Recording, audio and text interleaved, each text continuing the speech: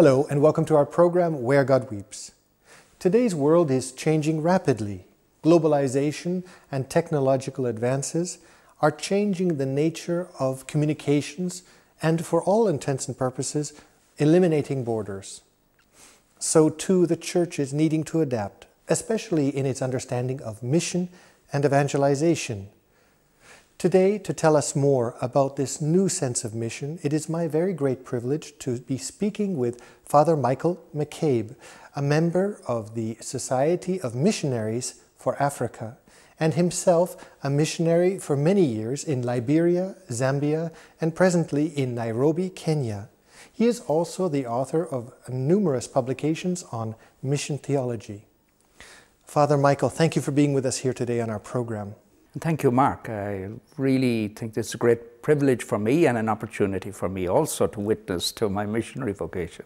Father Michael, you've been a missionary all over the world. You've also been the Superior General of the Society of Missionaries for Africa, overseeing the work of missionaries, particularly in Africa. What was it that first drew you to the missions? When did you have a first sense of your calling to the missions? I think I can recall that sense of interest and the desire to leave my own country and go elsewhere when I was a teenager. And I grew up in a very Catholic family, and we used to have several missionary magazines, the Far East, the African Missionary, coming into our house, and I would be reading these avidly. And the desire and the interest to go elsewhere, and maybe even the sense of adventure too was part of it, and of course to witness to my faith.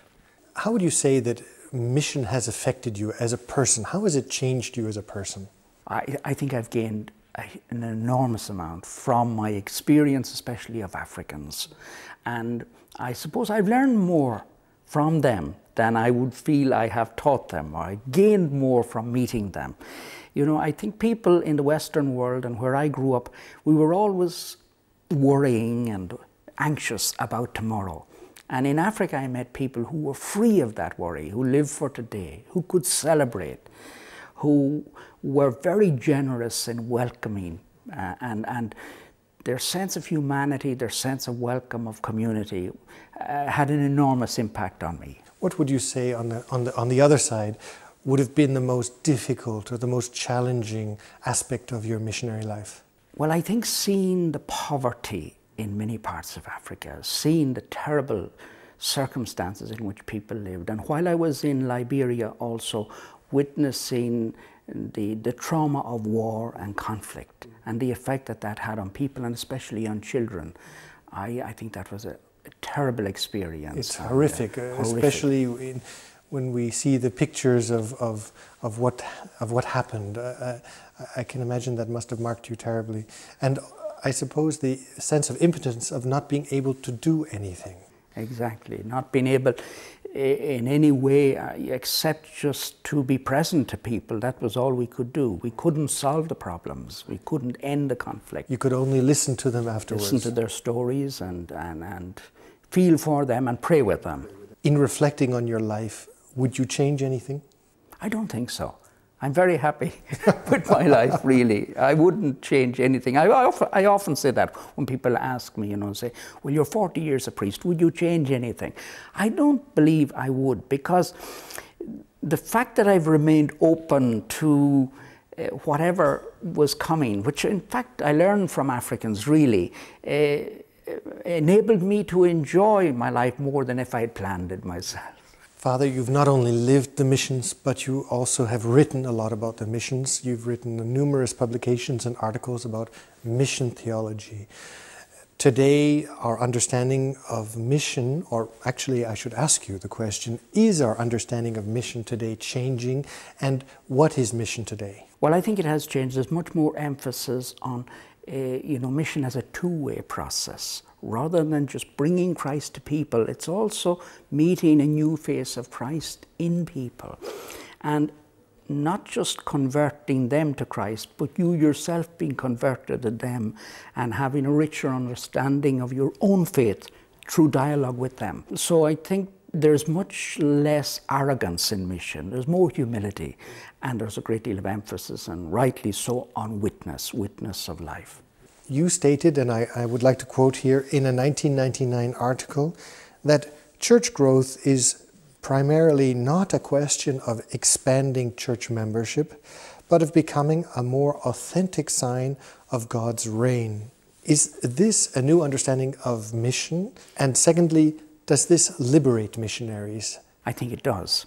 And I will put it this way, that mission is primarily about God's reign, primarily. Well, what do we mean by God's reign? We mean that God's plan for the world and God's presence and action through His Spirit in our world in a great variety of situations and in ways perhaps that we have not imagined and that we have to discover as well. The fulfillment of His presence on earth, if we can say it like that. Yes. All right. Yes. Okay.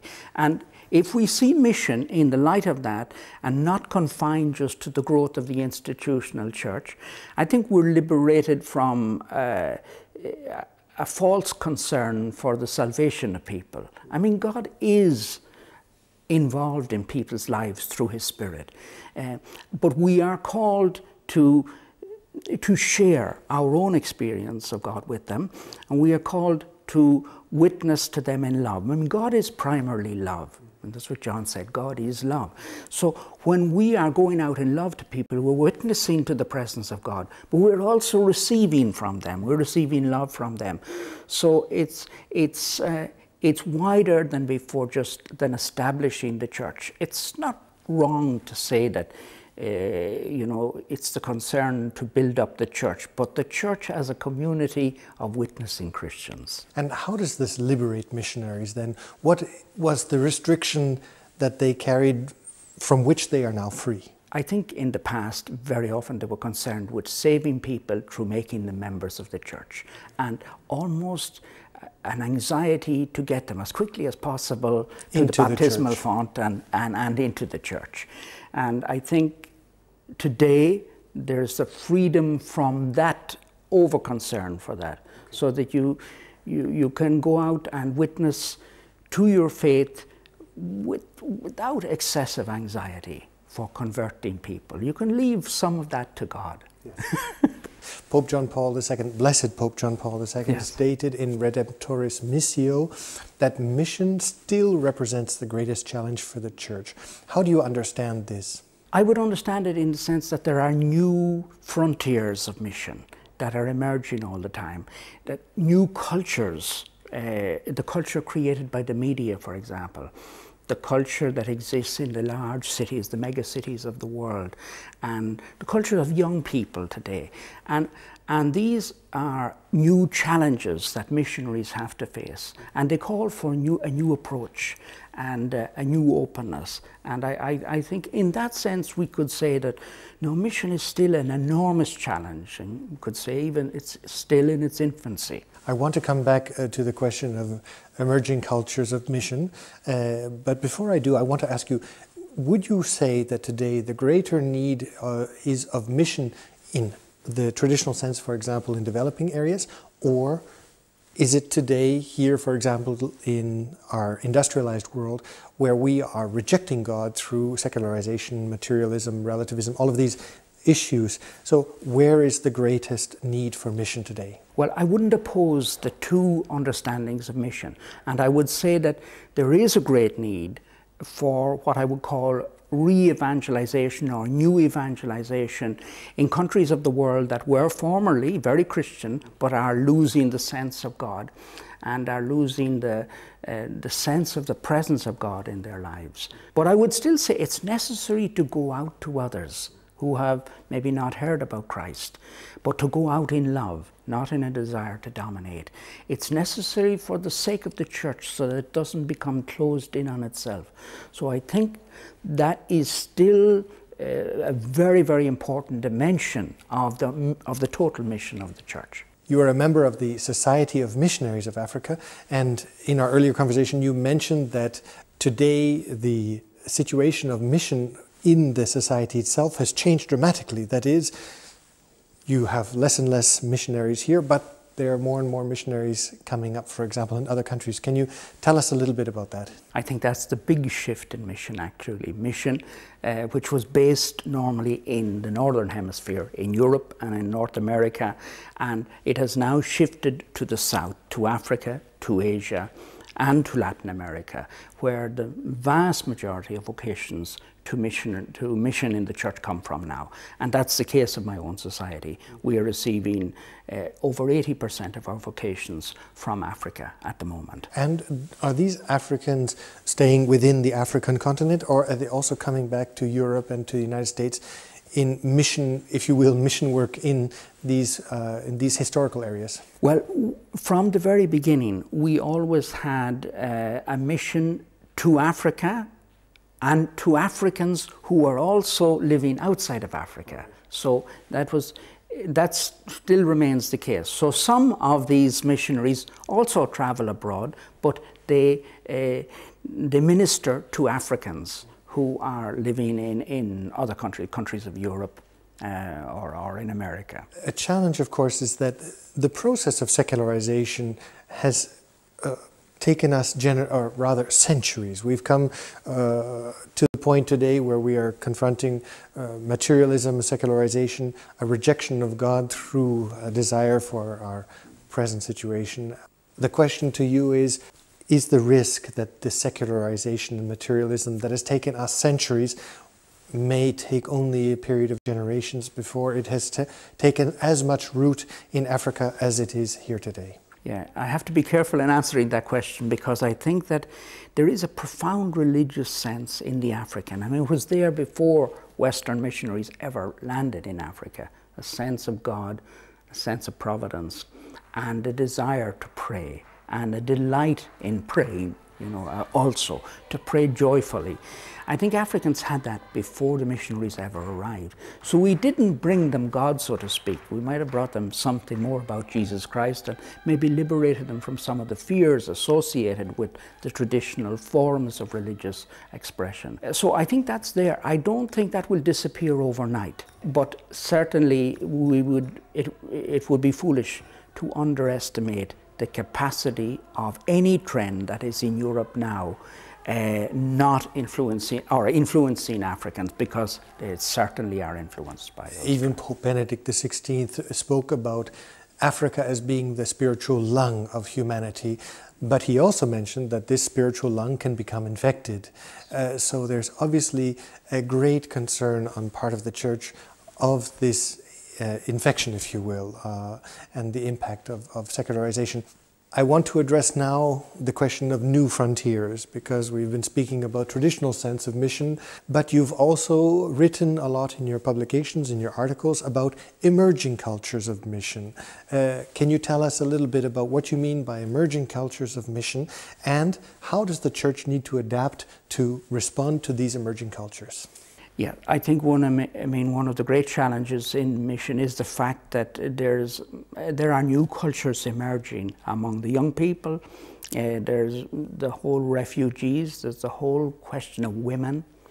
As a brief interjection, I think we are seeing where, for example, vocations might be dropping, an enormous increase in religious vocations for religious sisters, which I think confirms a little bit what you've been saying here.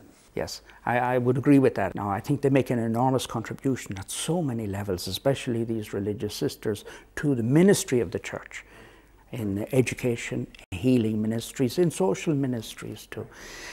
But I cut you off from our direction, yes, which was on the new emerging cultures. Yes, because I want to come back to that, because I think also there is also a concern today for the promotion of justice and peace and reconciliation. Now, they're not completely new, but I think there's a new trust and a new desire to do something to lessen the gross inequalities in our world. And that's seen as part of the mission of the Church today, and a very important part. And so it's not just about the individual and his or her relationship with God. It's wider, you know.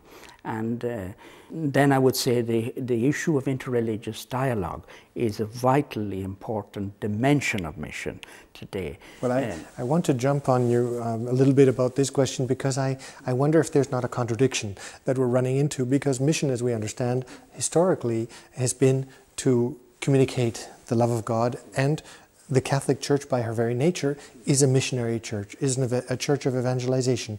Interreligious dialogue presupposes another approach to the other, and it's less of a position of we have something to bring you, but rather we are as much listening to you as you are listening to us.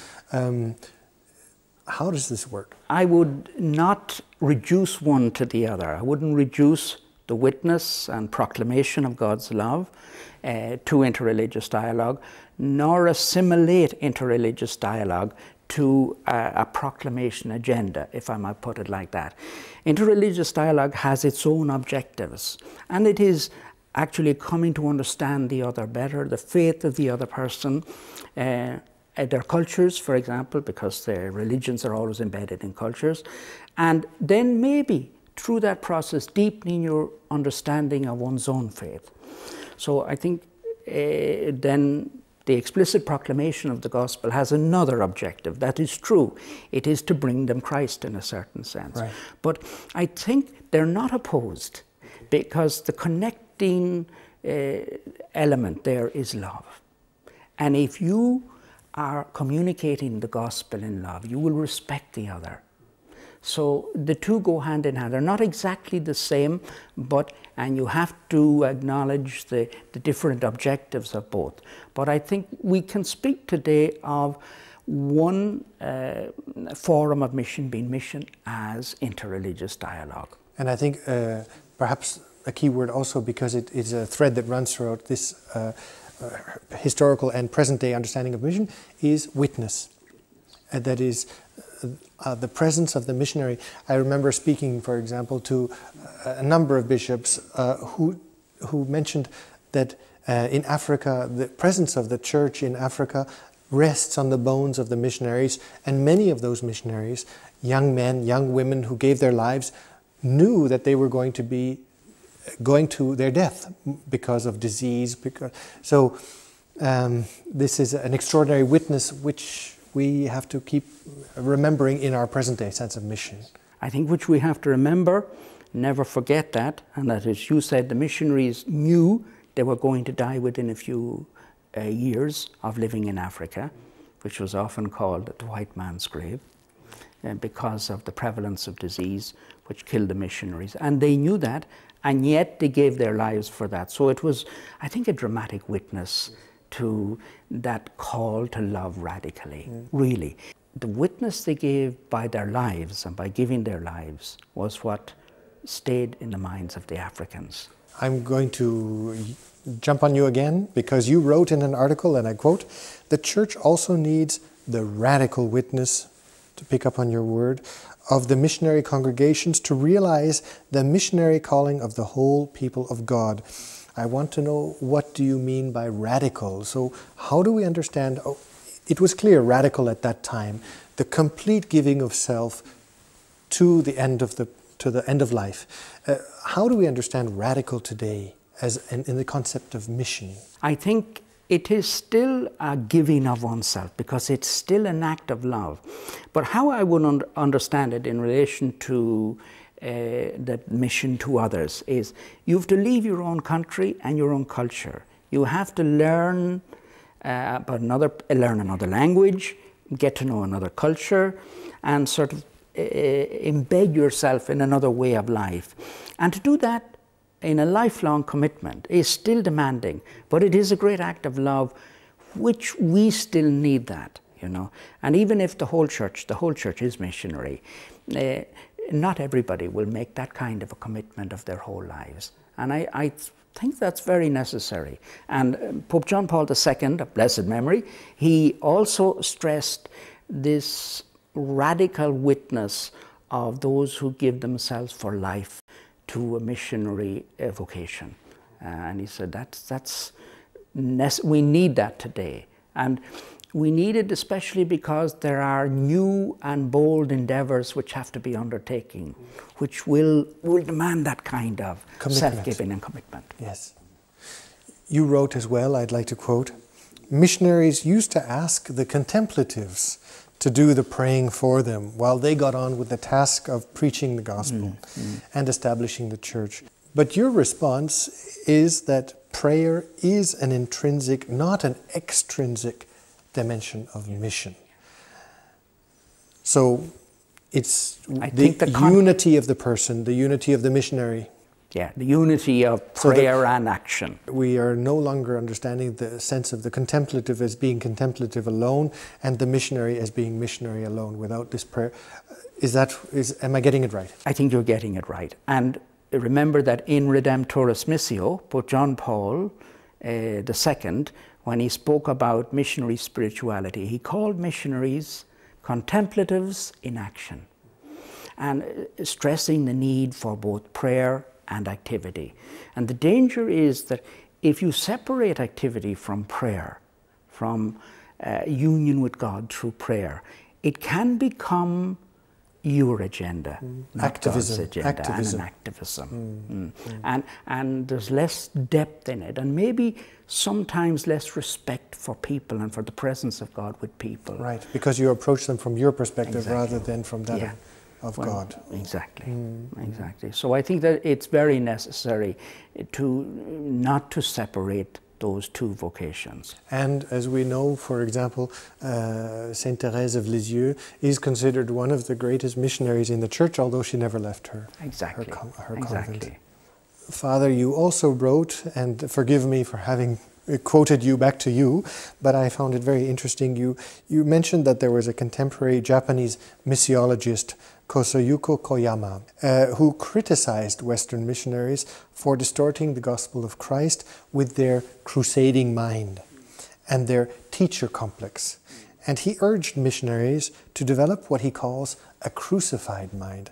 I find it fascinating, this idea of a crucified mind. What does he mean by the crucified mind of a missionary? I think he meant a mind that's prepared to be humble and to put oneself simply at the service of others, not to come with all the answers, and that's prepared to learn and even to suffer with others. But enter into solidarity. Is it not deeper than that? Forgive me to contradict you, but is it not deeper? Because it sounds, by the understanding of the crucified Christ, the implication of a complete death in almost as if a victim to Christ's love. Is this not the crucified mind? It's a mindset. Yes, I mean, I think if we emphasize that, we're emphasizing something that, well, maybe in the end that's what it amounts to. But it can start with simply a humble desire to serve others, to give one's life for others, not to be seeking honors and privileges, but just to go out and serve them in love. And then it can lead to one's whole life being given away, following the example of Christ, who gave his life for us. But that's what I think he means. And I think in his criticism of the Western missionaries, well, it's partly true and it's not the full truth, because many of them did give their lives, as we saw. They died after 4 or 5 years on the mission. But sometimes they were preoccupied with the fact that they had to convert these people to Christ and get them baptized, make them members of the church. So they came across to the people maybe as arrogant in some ways. And I think a more humble, dialogic style of missionary presence is needed today, and one that maybe allowed the seed of God's word, which is there even before the missionary arrives, to flourish in its own soil. Right, to give it the good soil, to allow it to flourish. To allow it, yes. Father, what would you say to those who are with us today on the program? What would your appeal be for those who are with us about missionary and missions today? Well, I would say, wherever you are in the world, we need more missionaries, because we need this kind of mission for the life of the church, to keep the church alive and open to the world. Because the kind of community that the church is, and that of course we're celebrating and discussing here at the conference, the communio, is a communio that's open to the world. It's not the one that's closed in on itself, and it's one that's all about love and giving love. So it's not the opposite of solidarity and of going out to the others who are suffering. And I think that I would invite people to give themselves generously and to this way of life, to become missionaries, and others who can't, to support those who are missionaries. To pray for them. To pray for them, yes. Yes. Father Michael, thank you for being with us here today on our program. Yeah, thank you very much, Mark. And thank you, ladies and gentlemen, for having been with us today on our program, Where God Weeps. And if you have a sense of a calling to the mission, or if you have a sense to pray for the missions, I would encourage you to do so. And we look forward to seeing you next week on Where God Weeps. Take care.